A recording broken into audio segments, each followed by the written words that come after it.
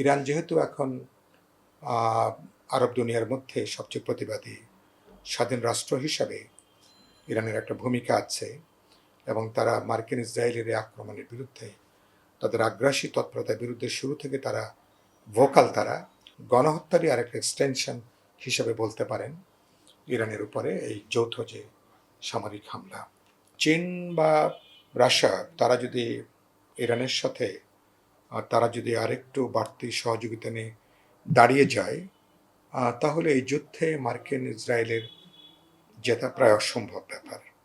ইরানের উপরে মার্কিন যুক্তরাষ্ট্র বা ইসরায়েল তাদের যে যৌথ যে সামরিক হামলা, যেটা আমি ইতিমধ্যে যেটাকে একটা আন্তর্জাতিক সন্ত্রাসী হামলা হিসাবে এটা আমি বর্ণনা করেছি। ইতিমধ্যে 1 মাস পার হয়েছে, এখন 2 মাসে এখন এটা পড়ল। এটা বলতে পারেন এই শতাব্দীর একটা সবচেয়ে বড় অপরাধ। আর এটা একদম আগ্রাসন, কোনো যুক্তিগ্রাহ্য কোনো কারণ ছাড়াই তারা মার্কিন যুক্তরাষ্ট্র ইসরায়েলকে সাথে নিয়ে তাদের যে হামলা আক্রমণ, এবং এই হামলা আক্রমণ ইতিমধ্যে হাজার হাজার এমনকি বেসামরিক নারী পুরুষ শিশু নিহত হয়েছেন, প্রাণ হারিয়েছেন, অনেকে আহত হয়েছেন, অনেকগুলি বেসামরিক স্থাপনা ধ্বংস হয়েছে, স্কুল কলেজ হাসপাতাল পর্যন্ত সেখানেও হামলা হচ্ছে, বোমা পড়েছে। এবং এটা হচ্ছে যে ইসরায়েলের গাজাতে যে আগ্রাসন বলে তারই ধারাবাহিক তৎপরতা হিসাবে এই হামলা আক্রমণ, এবং বাস্তবে ওখানে যে গণহত্যা, সেই গণহত্যারই আরেকটা এক্সটেনশন হিসাবে বলতে পারেন ইরানের উপরে এই যৌথ যে সামরিক হামলা।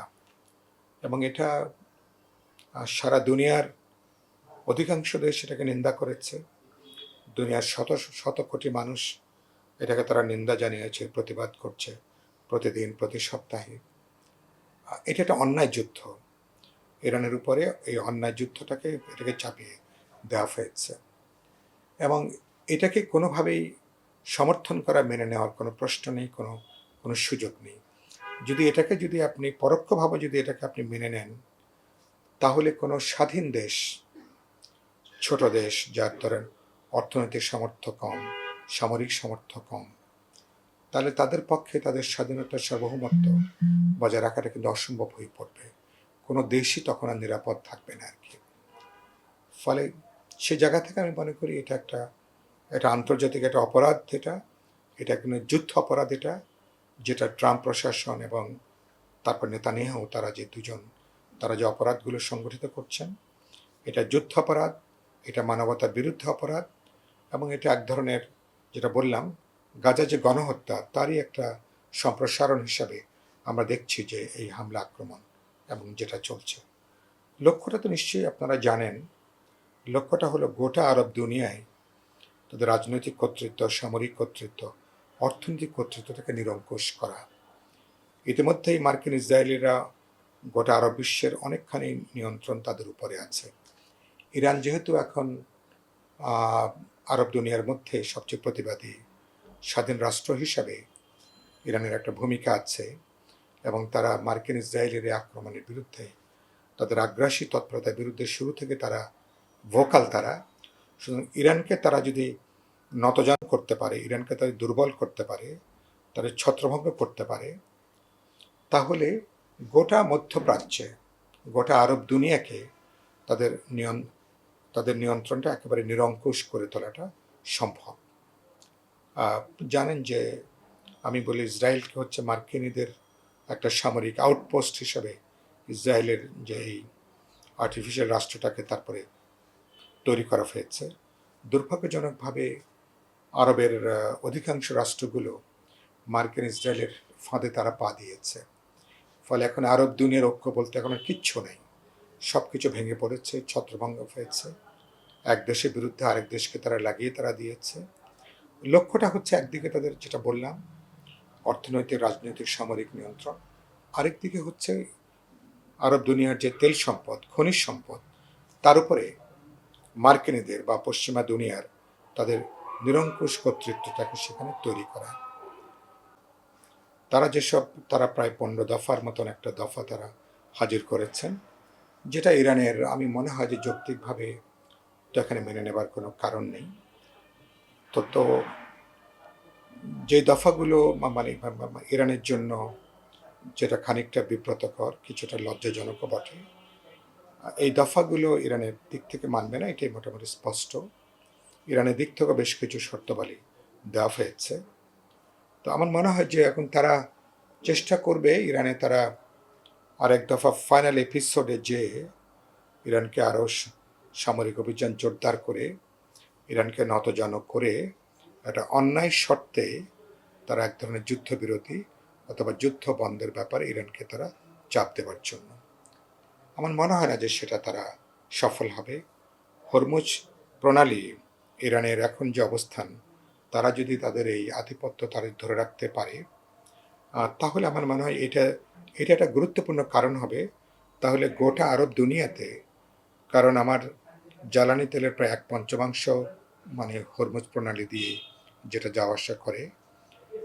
তো এটা যদি ইরান নিয়ন্ত্রণের মধ্যে রাখতে পারে, তাহলে এটাই শুধু আরব দুনিয়া না, বিশ্বের অনেক নানা প্রান্তে জ্বালানির একটা বড় সংকট তৈরি হবে। এমনকি খোদ ইউরোপেও বা মার্কিন যুক্তরাষ্ট্র হয়তো তার একটা অভিজ্ঞতা একটা পর্যায়ে যে এটা আসতে পারে। আর তো এখন সেদিক থেকে ধরেন যুদ্ধটা হয়তো আরো মনে হচ্ছে আপাতত আরেকটু প্রলম্বিত হবে মনে হচ্ছে।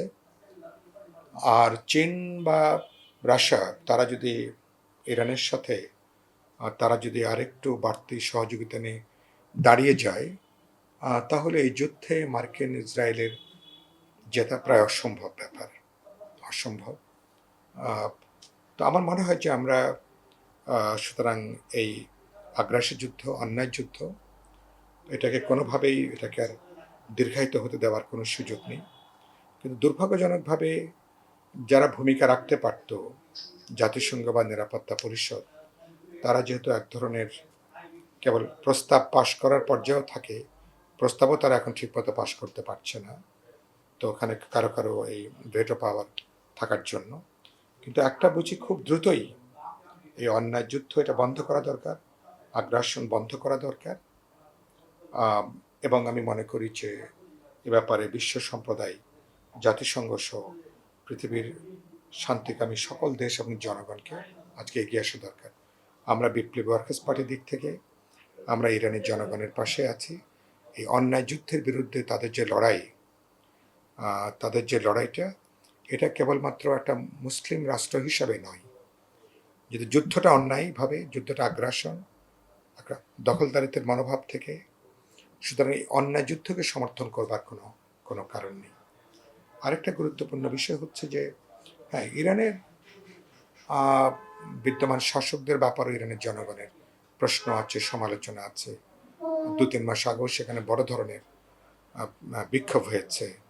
5,000 মানুষ ইরানের সরকারের হাতে কিন্তু সেখানে তারা মারা গেছেন, প্রাণ হারিয়েছেন। ইরানের সরকার ব্যবস্থা কি হবে, ইরানের জনগণ এটা নির্ধারণ করবে। এটা মার্কিন যুক্তরাষ্ট্র, ইসরায়েল বা অন্য কোনো শক্তি তারা কিন্তু ঠিক করতে পারে না। সে দেশের সরকার কি হবে, রাষ্ট্র পরিচালনা পদ্ধতি কি হবে, গণ আন্দোলন, গণসংগ্রাম কি হবে, এটা ওই দেশের মানুষ ঠিক করবে। কোনো পরাশক্তি যে যুক্তিতে আসুক না কেন, এটাকে সমর্থন করবার কোনো কারণ নেই।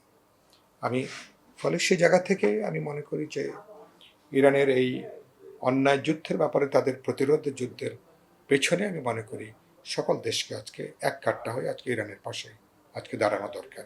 না হলে ধরুন আজকে ইরান, কালকে শুনলাম পরের দিন তারা কিউবা আক্রমণ করবে, এরপরে তারা তারা যেখানে মনে করবে যে তাদের স্বার্থের অনুকূল না, তারা সামরিকভাবে হামলা করা, আক্রমণ করা, আগ্রাসন চালানো, এক ধরনের দখলদারিত্বের মধ্য দিয়ে তারা একটা নতুন একটা ওয়ার্ল্ড অর্ডার তারা তৈরি করতে চায়।